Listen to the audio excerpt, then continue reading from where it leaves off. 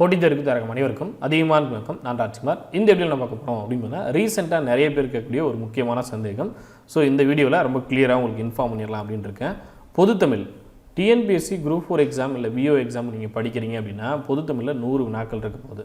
உங்களுக்கு 100 வினாக்கள் தான் அந்த சிலபஸில் பாதி வெயிட்டேஜ் இருக்கக்கூடிய சிலபஸ், சரிங்களா? ஸோ ஒட்டுமொத்தமாக நீங்கள் குரூப் 4 விஓ பொறுத்தவரையும் பொதுத்தமிழில் நல்ல மதிப்பெண் வாங்குறீங்க அப்படின்னா அதுதான் உங்களுடைய கட் ஆஃபை நிர்ணயம் பண்ணக்கூடியது. பொதுத்தமிழ் மேக்ஸ் இதை ரொம்ப நல்லா படிச்சிருக்கீங்க அப்படின்னா கண்டிப்பாக நீங்கள் ஜாப் அதுதான் வாய்ப்பை நீங்கள் உருவாக்குறீங்க, சரிங்களா? நீங்கள் எந்த அளவு இந்த 2 சப்ஜெக்டையும் படிக்கிறீங்களோ அதை பொறுத்து தான் உங்களுடைய வெற்றி வாய்ப்பு நிர்ணயிக்கப்படும். ஸோ ரொம்ப முக்கியமான பகுதி பொதுத்தமிழ் அப்படின் போது இதை சார்ந்து நிறைய பேர் சந்தேகம் கேட்குறீங்க. சார் 10ஆம் வகுப்பு வரையும் படித்தா போதுமா, இல்லை 11th 12th படிக்கணுமா? அதுவும் 11ஆம் வகுப்பில் பொதுத்தமிழ் இருக்குது, சிறப்பு தமிழ்னு இருக்குது. நிறைய பேர் சிறப்பு தமிழ் ஒன்று இருக்கான்லாம் கேட்குறீங்க, சரிங்களா? 11ஆம் வகுப்பில் பொதுத்தமிழ், சிறப்பு தமிழ், அதே போல் 12ஆம் வகுப்பில் பொதுத்தமிழ், சிறப்பு தமிழ் அப்படின்ட்டு 6லேருந்து 10 வரையும் உங்களுக்கு பொதுத்தமிழ் பகுதி இருக்கும். ஸோ டிஎன்பிஎஸ்சி குரூப் 4 விஓ எக்ஸாமுக்கு பொதுத்தமிழை பொறுத்தவரையும் 10ஆம் வகுப்புலையும் படித்தா போதும்ல, நீங்கள் 11th 12th படிக்க சொல்கிறீங்க. அதே போல் ஒரு சிலர் பார்த்தீங்கன்னா சார் 11th 12thலாம் படிக்கணுமா அப்படின்னு டவுட் கேட்குறீங்க. ஸோ அதுக்காக தான் அந்த வீடியோ. நீங்கள் ஏற்கனவே அதிகமாக டீமாக ரெகுலராக ஃபாலோ பண்ணுறீங்க அப்படின்னா உங்களுக்கு கண்டிப்பாக தெரிஞ்சிருக்கும். உங்களுக்கு 11th 12th நான் படிக்க சொல்லியிருப்பேன். பொதுத்தமிழை பொறுத்தவரையும் உங்களுக்கு நம்ம புக்ஸ் ரெடி பண்ணும் போது வால்யூம் 3ல் 11th 12thம் இன்க்ளூட் பண்ணியிருப்போம். 11th 12th மட்டுமே தான் வால்யூம் 3 அப்படின்னு இருக்கும். வால்யூம் 1 6லேருந்து 8 வரையும், வால்யூம் 2 9th 10th, வால்யூம் 3 அப்படின்றது 11th 12th பொதுத்தமிழ், சிறப்பு தமிழ் இது எல்லாமே சேர்ந்து வால்யூம் 3 அப்படின்னு ரெடி பண்ணியிருப்போம். அதே போல் நூல்வெளி அப்படின்னு ஒரு புக் ரெடி பண்ணியிருப்போம். ஸோ நீங்கள் அதிகமாக புக் வாங்கியிருந்தாலும் சரி, இல்லை ஸ்கூல் சமச்சீர் புக் வச்சுருந்தாலும் நீங்கள் வரக்கூடிய தேர்வில் உங்களுடைய வாய்ப்பு, உங்களுடைய வேலையை நீங்கள் இழந்துடக்கூடாது அப்படின்னா கண்டிப்பாக நீங்கள் 11th 12th படிக்கணும். ஏன் அப்படின்றத நான் சொல்லிடுறேன். உங்களுடைய வாய்ப்பு நிறைய பேர் பார்த்தீங்கன்னா 6லேருந்து 10 வரையும் படிப்பாங்க. 6லேருந்து 10 வரையும் நல்லாவே படிச்சிருப்பாங்க, ஓரளவு நல்ல ஸ்கோரும் பண்ணிடுவாங்க, சரிங்களா? கட் ஆஃபில் பார்த்தீங்கன்னா ஒரு 5லேருந்து 7 கொஷின் இந்த மாதிரி மிஸ் பண்ணியிருப்பாங்க, 4லேருந்து 5 கொஷின் இந்த மாதிரி மிஸ் பண்ணியிருப்பாங்க. வாய்ப்பு அந்த எட்ஜ் விளிம்பு வரையும் போயிருப்பாங்க, சரிங்களா? நல்லா படிச்சிருப்பாங்க, நல்லா ப்ராக்டிஸ் பண்ணியிருப்பாங்க, நல்லா டெஸ்ட் போட்டு போட்டிருப்பாங்க. டெஸ்ட்லேயும் 11th 12th படிக்காமே ஓரளவு நல்ல மார்க் வாங்கிட்டு முடியும். முழு மாதிரி தேர்வு எழுதும் போது 11th 12th கேட்கக்கூடிய கேள்விகள்லாம் பார்த்தீங்கன்னா அவங்களுக்கு ஆன்சர் பண்ணுற மாதிரி தான் இருக்கும். ஏன்னா ஆல்ரெடி 6லேருந்து 10 வரையுமே படிச்சிருப்பாங்க.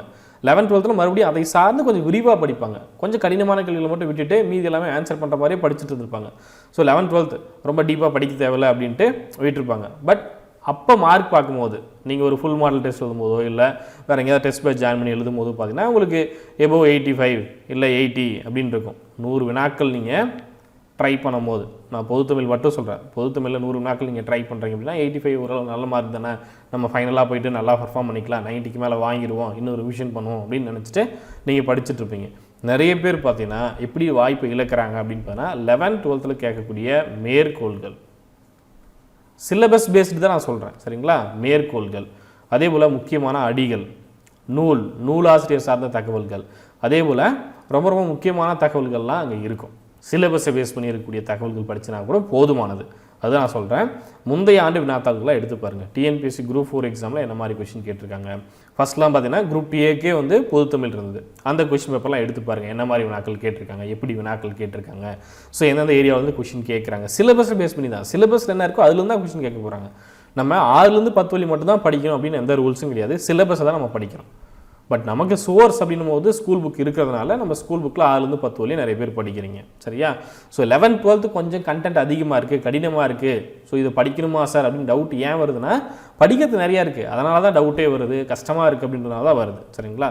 மற்ற பகுதிகள் நீங்கள் ஒரு வேளை ஜாகிரஃபியாக இருக்கலாம், இல்லை எக்கனாமிக்ஸாக இருக்கலாம், இதில் ஒரு சில லெசன்ஸை நீங்கள் ஒமிட் பண்ணுறீங்க அப்படின்னா கூட உங்களுக்கு பாதிப்பு கம்மியாக இருக்கும். ஆனால் தமிழை பொறுத்தவரையும் நீங்கள் லெசன்ஸை ஒமிட் பண்ணுறீங்க, 6லேருந்து 10 வரையுமே ஏதாவது லெசன்ஸை விட்டுட்டு போகிறீங்க, சிலபஸை பேஸ் பண்ணி துணை பாடம் பிரச்சனை இல்லை, செயல் பகுதியே நான் புறநானூறு படிக்காமல் போகிறேன், இல்லை 8 தொகை படிக்காமல் போகிறேன், இல்லை ஏதாவது ஒரு நூல்கள் பற்றி படிக்காமல் போகிறேன், இல்லை 10 பாட்டு நூல் யார் எழுதுனாங்க, என்ன ஆசிரியர் அப்படின்னு படிக்காமே போகிறேன் அப்படின்னா ரொம்ப சிரமம், சரிங்களா? ஸோ ப்ரீவியஸ் இயர் கொஷின் எடுத்து பாருங்கள். நான் ஏன் சொல்கிறேன் அப்படின்றது உங்களுக்கு தெரியும்.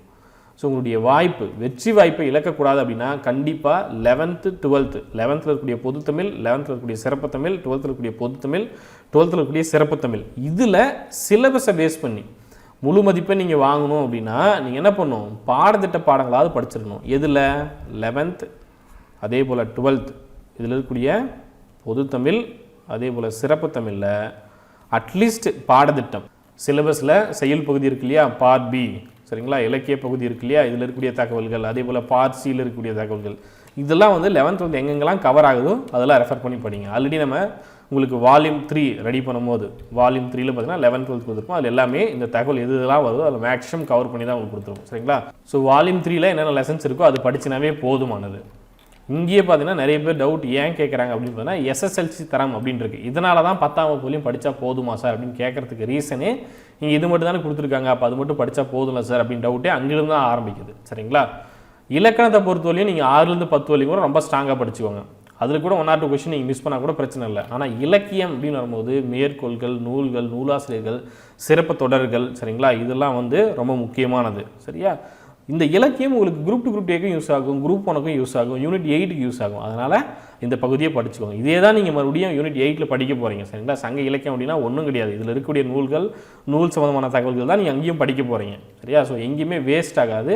ஸோ தயவு செஞ்சு 11th 12th இருக்கக்கூடிய இலக்கிய பகுதியை படிச்சிருங்க. சார் நான் இலக்கணம்லாம் படிக்கலை, குறைஞ்சபட்சம் இலக்கிய பகுதியாவது படிங்க. இப்போ நான் சிலபஸ் ஷோ பண்ண இல்லையா, அதில் இருக்கக்கூடிய இலக்கிய பகுதியாவது படிங்க. அது ரொம்ப முக்கியம். நீங்கள் ஏற்கனவே நம்மளுடைய குரூப் 4 டெஸ்ட் பேட்ச் இல்லை பொதுத்தமிழுக்கான டெஸ்ட் பேட்ச் கொடுத்துருப்போம் இல்லையா, வெறுமனே பொதுத்தமிழ் மட்டும் டெஸ்ட் கொடுத்துருப்போம். கிட்டத்தட்ட ஒரு 25-30 டெஸ்ட் அப்டேட் பண்ணியிருப்போம். சரிங்களா? பொதுத்தமிழ் மட்டும் 6, 7, 8, 9, 10, 11, 12 எல்லாத்துக்குமே பார்த்தீங்கன்னா பொதுத்தமிழுக்கு மட்டும் டெஸ்ட் பேட்ச் கொடுத்துருப்போம். அந்த டெஸ்ட் பேட்சில் 11th 12th என்னென்ன லெசன்ஸ் படிக்கணும் அப்படின்றதும் சொல்லியிருப்போம். நீங்கள் புக்கு வாங்கியிருந்தீங்க அப்படின்னா வால்யூம் 3ல என்னென்ன லெசன்ஸ் கொடுத்துருக்கோம் அது படித்தாவே போதுமானது. 11th 12th அப்படியே நான் படிக்காமல் விட்டுறேன் சார் அப்படின்னு படிக்காமல் இருக்க வேண்டாம். தயவு செஞ்சு 11th and 12th பொதுத்தமிழை பொறுத்தவரையும் படிங்க. சரிங்களா? படிக்காமல் விட்டுற வேண்டாம். ஹிஸ்ட்ரி, பாலிட்டி, அயனம் இது வரும்போது நீங்கள் 11th 12thலாம் படிக்கணும். சரிங்களா? அப்படி இருக்கும்போது பொதுத்தமிழில் 11th 12th படிக்கணுமா சார் அப்படின்ற டவுட்டே வரக்கூடாது. ஆணித்தரமாக படிக்கணும். சரியா? ஸோ இதெல்லாம் வந்து சந்தேகமாக இருக்கவே கூடாது. நிறைய பேர் கேட்டுட்டு இருக்கீங்க. ஒருவேளை நீங்கள் புதுசாக வரதுனால அந்த சந்தேகம் வருது, அதனால் தனி வீடியோவில் இன்ஃபார்ம் பண்ணுறேன். ஆல்ரெடி ரெகுலராக ஃபாலோ பண்ணக்கூடிய ஸ்டூடெண்ட்ஸுக்கு நம்ம லைவில் அட்டன் பண்ணக்கூடிய ஸ்டூடெண்ட்ஸுக்கு கண்டிப்பாக தெரிஞ்சிருக்கும். நம்ம ஏற்கனவே நிறைய டைம் இன்ஃபார்ம் பண்ணியிருப்போம். மேற்கோள்கள்லாம் முக்கியம் அப்படின்னு சொல்லியிருப்போம். ஸோ தமிழை பொறுத்தவரை எவ்வளோ சார் நான் மார்க் ஸ்கோர் பண்ணணும் அப்படின்னு கேட்டிங்கன்னா மினிமம் ஒரு 93க்கு மேலே நீங்கள் ஸ்கோர் பண்ணணும். சரிங்களா? 95 எய்ம் பண்ணுங்க. சரியா? 100 வினாக்களுமே என்னால் ஆன்சர் பண்ண முடியுமா சார் அப்படின்னா நீங்கள் நல்லா படித்ததுன்னா 95க்கு மேலே வாங்க முடியும். சரிங்களா? ஏன்னா கொஸ்டின் பேப்பர் எப்படி வரும், எங்கேருந்து கேட்பாங்க அப்படின்னு சொல்ல முடியாது. சிலபஸை பேஸ் பண்ணி தான் கேட்க போகிறாங்க. வினாத்தால் நீங்கள் கிட்டத்தட்ட ஒரு 60க்கு மேலே வாங்குற மாதிரி தான் இருக்கும். ஓரளவு படிச்சிருந்தாவே நல்லா ரிவிஷன் பண்ணியிருந்தால் 80க்கு மேலே வாங்கியிருக்கலாம். நல்லா ரிவிஷன் பண்ணிட்டு டெஸ்ட்டில் எழுதி பண்ணிட்டு ஃப்ரெண்ட்ஸோட சேர்ந்து டிஸ்கஸ் பண்ணி படித்து என்னென்ன தப்பு பண்ணுறோம் எது இதெல்லாம் சரி பண்ணிக்கலாம் அப்படின்னு நல்லா தெளிவாக படிச்சதுன்னா கண்டிப்பாக 90க்கு மேலே ஸ்கோர் பண்ண முடியும். எக்ஸாமில் நல்லா பர்ஃபார்ம் பண்ணுறீங்க அப்படின்னா கண்டிப்பாக 95 டச் பண்ணிட முடியும். 6லேருந்து 12 வரையும் நல்லா படிச்சிருந்தீங்கன்னா. சரியா? அதே போல் ப்ரீவியஸ் இயர் கொஸ்டின் பேப்பர்லாம் பாருங்கள், எந்த ஏரியாவில் கொஸ்டின் கேட்குறாங்க அப்படின்றது தெரியும். ரிப்பீட்டடாக சில கொஸ்டின் கேட்பாங்க. தமிழை பொறுத்தவரை நிறைய கொஸ்டின்ஸ் வந்து ரிப்பீட்டடாக வந்துகிட்டே இருக்கும். சரியா? ஸோ அந்த ஏரியாவெலாம் கொஞ்சம் கவனமாக படிச்சுக்கோங்க. அதே போல் தமிழில் நீங்கள் முழு மதிப்பெண் வாங்கணும் அப்படின்னு ட்ரை பண்ணால் மட்டும்தான் உங்களால் கட் ஆஃபை ரீச் பண்ண முடியும். சரியா? தமிழும் மேக்ஸும் அந்தளவு முக்கியம் குரூப் 4 விஓவை பொறுத்தவரையும். ஸோ தயவு செஞ்சு மிஸ் பண்ணிடாதீங்க. 6th 7th 8th 9th 10th இது மட்டுமே படிச்சுட்டு போயிடுறேன் சார் அப்படின்னு போக வேண்டாம். 11th 12th ஸ்ட்ராங்காக படிங்க. சரிங்களா? இங்கே இருக்கக்கூடிய தகவல் தான் வரும். இங்கே இருக்கக்கூடிய தகவல் தான் திரும்ப திரும்ப நீங்கள் படிப்பீங்க. தமிழை பொறுத்தவரையும் திரும்ப திரும்ப நம்ம இலக்கியங்கள் தான் படிக்க போகிறோம். சரியா? அதனால் உங்களுக்கு விரிவாக போக போக போக விரிவாக தான் படிச்சுட்டு போவீங்க. அதனால் தாராளமாக நீங்கள் படிக்கலாம். படித்ததவே இன்னும் கூடுதலாக படிக்க போகிறீங்க. அவ்வளோதான். சரியா? நீங்கள் டிஎன்பிஎஸ்சி குரூப் 4 எக்ஸாம் படிக்கிறீங்க அப்படின்னா அதுக்கான 12 புத்தகங்கள் அதிகமாக டீம் ரெடி பண்ணியிருக்கும். இந்த புத்தகம் வேணும் அப்படின்னா அதிகமாக டீம் இருக்க வெப்சைட்டில் நீங்கள் ஆர்டர் பண்ணிக்கலாம். இல்லை நம்பர் கான்டாக்ட் பண்ணிட்டு புக்ஸ் நீங்கள் ஆர்டர் பண்ணிக்கலாம். குரூப் 2 குரூப் 2 எக்ஸாம் படிக்கிறீங்க அப்படின்னா அதுக்கான 11 புத்தகங்கள் இருக்கும். அதே போல் டிஎன்பிஎஸ்சி குரூப் 2 குரூப் 2 குரூப் 4 எக்ஸாமுக்கான வீடியோ கோர்ஸ் டெஸ்ட் பேட்ச் இது எல்லாமே அதிகமாக டீமோட ஆப்பில் அப்டேட் பண்ணியிருக்கோம். என்னென்ன வீடியோஸ் இருக்குது, எப்படி டெஸ்ட் கொடுத்துட்ருக்காங்க இதெல்லாம் ஆப்பில் நீங்கள் செக் பண்ணி பார்த்துட்டு விருப்பம் இருந்தால் நீங்கள் ஜாயின் பண்ணிக்கலாம். புக்ஸ் வாங்கிருங்க அப்படின்னா உங்களுக்கு ஆஃபர் இருக்கும், அதை யூஸ் பண்ணிக்கோங்க. இந்த வீடியோ உங்களுக்கு லைக் பண்ணுங்கள், கமெண்ட் பண்ணுங்கள், மறக்காமல் உங்கள் ஃப்ரெண்ட்ஸ் வீடியோ ஷேர் பண்ணுங்கள். நன்றியுடன் அதிகமான குழுமம் கட்டளை தவம் ஆட்சகரம். நன்றி, வணக்கம்.